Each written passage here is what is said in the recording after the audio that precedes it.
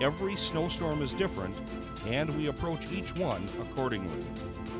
MnDOT has responsibility for the nearly 31,000 snow and ice lane miles of trunk highways across the state. MnDOT maintenance staff constantly monitor winter weather from a number of sources.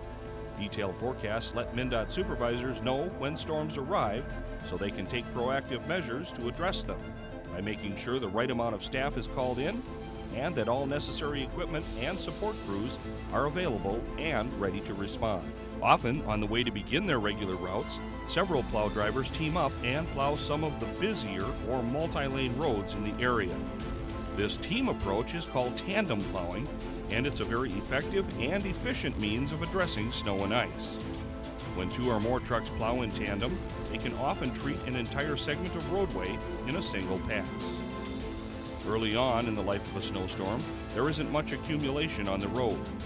The goal here is to keep ahead of the storm as much as possible and to apply material to the most troublesome spots, most often bridge overpasses. Over the last few moments, we've had a chance to see plows at work. Remembering this information as snow and ice season hits can help you make winter driving safer for all of us. Don't crowd the cloud. Give them room to work, and always reduce your speed under slippery conditions.